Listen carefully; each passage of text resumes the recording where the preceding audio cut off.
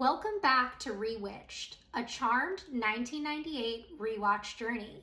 I'm your host, Jess Sabanko, and I can't wait to share my thoughts on one of my favorite shows with you. I'll be keeping these recaps spoiler-free and welcome fans new and old to join me on my journey here and on social media at Rewitched_pod on Instagram and TikTok. Currently, I'm on season 6. All right, so this week we're talking about season 6, episode 17, Hyde School Reunion. So this week our innocents of the week really fall to Chris and predominantly Phoebe and some of her classmates. Our villains of the week are the Scabbard Demons as well as Rick. So with this episode, in terms of our sisters and their storylines, we do see that Phoebe's high school reunion is coming up, as well as the fact that Paige is going to be attending with her. At the beginning of the episode, she is going through Phoebe's yearbook, interested to know more about what she was like at that time. And Piper's kind of filling her in about Phoebe's friends and how they were all troublemakers and she was shoplifting and doing all those things we already know about Phoebe's past. We do also see that Piper is very pregnant now. Obviously, during this time, Holly was pregnant in real life, and it is really cute the way that they're kind of playing that up after having been hiding it at earlier parts of the season. We also do get, for Piper in this episode, the fact that Chris has been very avoidant with her. She's getting this idea that he hates her, she was a terrible mother, and so she calls Victor to come and have a chat with him.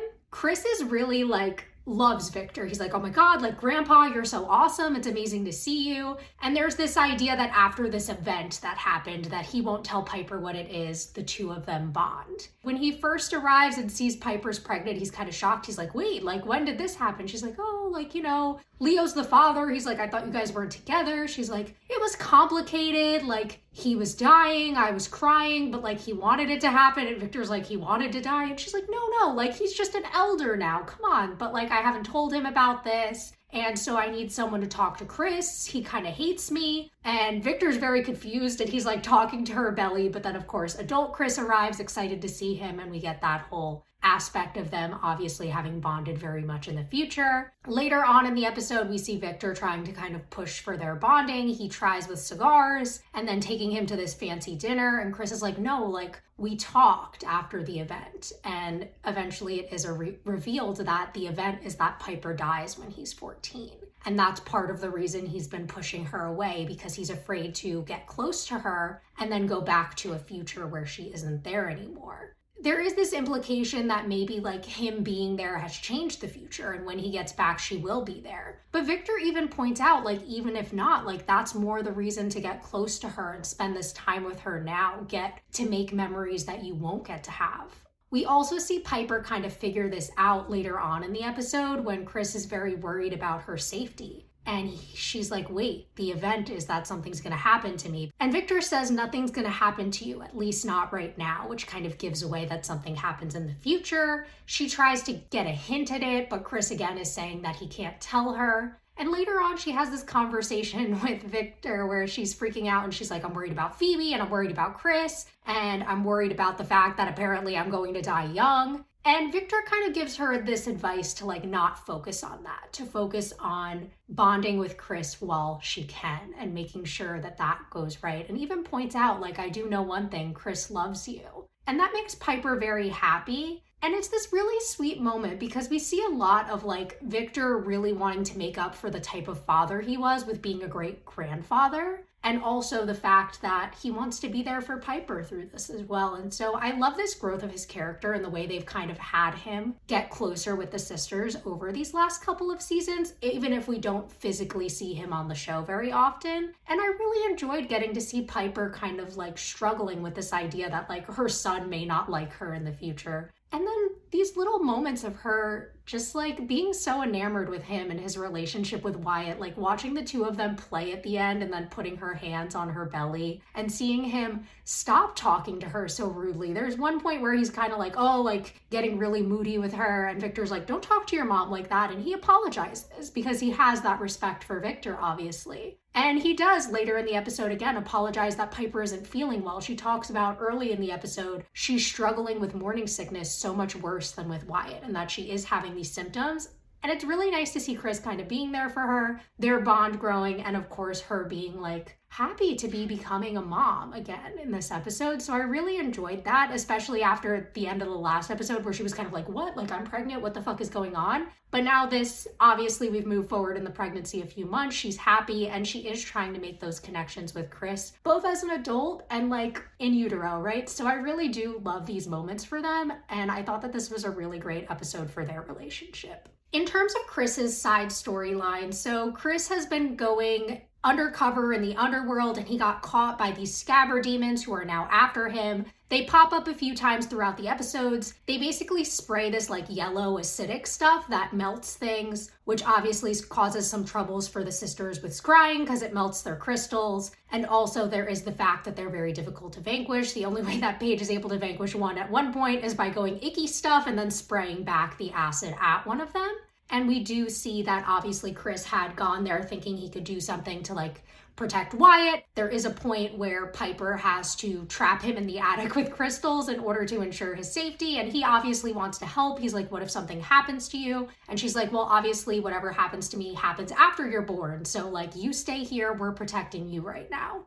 In terms of Phoebe and Paige's storylines in this episode, so Paige is really just a supporting character in Phoebe's story for this episode, where obviously, like I said, she's trying to learn more about Phoebe's past in preparation for going to the reunion with her. We see that Phoebe's super nervous about it. It very much reminds me of Piper getting ready for her own reunion. We see that her dress was ruined and then she has to go with this second dress. They arrive and we get these little hints that a lot of people have beef with her, including the gym teacher who's kind of like, oh, like, I never saw you as the advice giving type. You certainly never took it. Just like very bitchy. And Paige is kind of like, oh, like gross. And then they go in and there is this moment where Phoebe's like, oh my God, everyone's staring at me. And Paige is trying to hype her up. She's like, yeah, you're a hot celebrity. Like everyone is jealous. And we start seeing that like not everyone is looking as good as obviously Phoebe does. But there is, of course, that implication where Phoebe's like, Paige, I'm an empath and I'm sensing hatred here. So we do get a couple of her old friends coming up. First, a girl named Ramona, who was kind of part of their friend group, but obviously the one that they kind of bullied a little bit and teased and played tricks on. But she kind of recalls all these times as the best of her life and was so happy to be included with them and obviously really looks up to Phoebe and idolizes her a lot. We also see her high school boyfriend Todd make an appearance, as well as his wife Paula, who has a lot of issues with Phoebe because of their past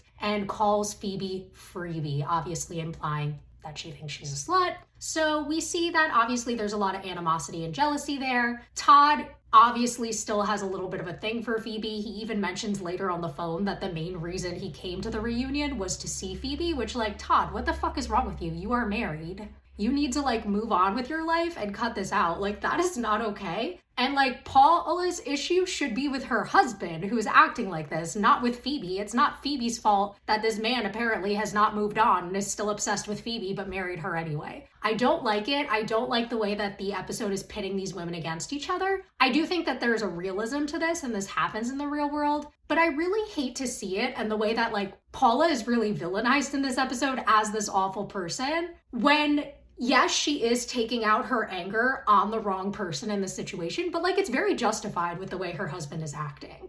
Phoebe, when she was looking at her yearbook, did accidentally cast a spell to bring her teenage self back to the surface. At the reunion, when Paul is a bitch to her, we see her morph into her teenage self for a moment in the hallway. Paige decides it's time for them to leave. But then, of course, when Todd calls Phoebe and they have that whole conversation, Paula takes the phone away and is like, who is this, Freebie? And she's like, you bet your ass it is, and I'm coming after you, bitch. And she like turns into her teenage self fully, comes back to the reunion after she kisses Todd, and Paula's like, I'm gonna sue you, like you obviously have deep pockets. She's like, well, I'd rather be rich than a bitch, which turns Paula into a dog, and then she does all this other spell to make everyone turn back to the teenage selves. Things are going crazy at the reunion. Paige orbs in, sees this going on. Phoebe and Todd are making out under the table. And then when she spots Paige there, who's on the phone with Piper, filling her in, she's like, oh man, like, we gotta go. Let's get out of here. And like Ramona follows after them. They run out of the reunion. The cops have arrived because obviously things are going crazy at this reunion. And we do see that they escape in a cop car. It's really funny because it's very much the same as Phoebe when she was possessed a few episodes, doing this big thing for Jason's thing, now doing the same thing at her reunion with casting this spell. So it's like her getting possessed and then doing these really wild things in public, which Paige does end up having to clean up, reversing the magic later on. But of course, the three of them who escaped go to this little warehouse where they're hiding, and they get the idea that they should go visit Rick in jail, kind of like have this reunion of the four of them. So they sneak in disguised as lawyers. When they reveal themselves and morph back into themselves, Rick kind of freaks out, picks up a chair, and is like flipping out at them. A guard comes in and he does knock out the guard and then convinces them that they need to break him out. So he gets morphed into a guard. They go to the warehouse. Phoebe's kind of done with him once they get back there and is like, look, let's just separate. Like, you go do your thing, you're out now, and the three of us are just gonna have fun. Because he's kind of like, you guys are acting like you're still in high school. What the fuck is going on with you? And Phoebe's like, yeah, they are still in high school. I did a spell. And Phoebe already knew that he had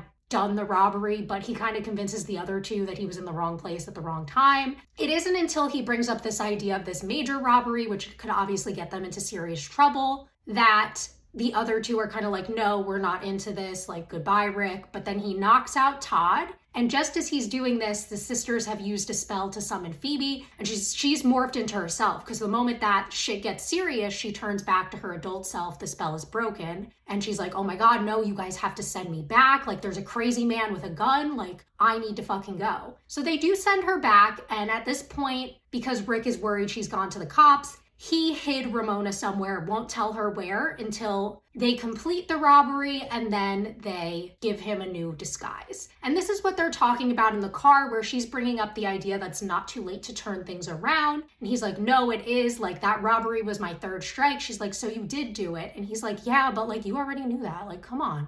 I have to do this, and you're gonna help me. Otherwise, Ramona dies, basically. And so she does a spell on the armored car to make them see flames, but real flames appear. She feels really bad. Rick knocks out both the guards. He's about to shoot the other one, which Phoebe stops him. He aims the gun at her and is like, it wouldn't be the first time I killed somebody. So we find out that Rick is this really dangerous, really awful person, as opposed to Phoebe and the others who were troublemakers but grew out of it. It was this very juvenile, rebellious behavior. And so we get this idea that Phoebe wants to stop him. So obviously, as he's doing this, she casts a spell to make him hear sirens. He gets scared. He's like, all right, we gotta go. I don't know how they found us. They go back to the manor where he knocks her onto the floor. Paige comes into the room. He points the gun at Paige and she's like, no, that's my sister. And then she's like, you have to tell us where Ramona is. He's like, yeah, I guess you're my leverage now, and does say where he hid her. And then, of course, they decide to turn him into Chris. So they cast the spell, and then the two of them hide. The scabbard demons appear and do kill Rick. Now, I have thoughts on this because, yes, Rick is evil and a murderer, but he's also human. And Paige kind of brings up like, oh, you had no choice. You know you had to do that, right? And she's like, I know. But it's like, did you? We've gotten before that killing evil humans is wrong. So like, this feels so contrary to so many things we've seen in the show, and just really shocked me as a storyline. I'm really conflicted about how to feel about this, because this is much more morally gray than we've ever seen the sisters behave in the past. So this is a moment that I didn't feel too comfortable with for their characters. And I do wonder if this is something we're just gonna forget about, a little plot sakey thing that happened for this episode, or if we'll ever circle back to this moment and any type of feeling about it. I kind of doubt it. But I do think that it was an interesting moment for their characters of being like, oh, like, we had to do this. It was the only way out of this really awful situation. Phoebe then, of course, reverses the spell on Ramona and Todd, who are okay in the end, and her and Paige are having this conversation where Phoebe's like embarrassed about her younger self. She's like, I can't believe I was so angry and I had to go through all of this. Like, I'm so glad to be able to put the past in the past. And Paige brings up how nice it is to see these little like chinks in Phoebe's armor, and this idea that like Phoebe is such a hard big sister to live up to, and like it's nice to see that she isn't perfect. And I like this moment of bonding between the two of them because I feel like the idea of Phoebe having trouble in her past has come up before with her and Paige, but Paige hasn't seen it firsthand, so it was really nice to have this moment of bonding between the two of them towards the end of the episode. And I definitely see them getting closer in that moment, which I really enjoyed as well for their characters. Overall, I thought it was a really strong episode. Like I said, some of the things were a bit unusual, but I'm definitely interested to see what's coming next from this, where we'll see Phoebe's character going, where we see Paige going, what we see happen in terms of Chris and Piper, and whether or not Leo will ever find out that Chris is his son. But yeah, that is all I have for this one, and I hope you'll join me back next time.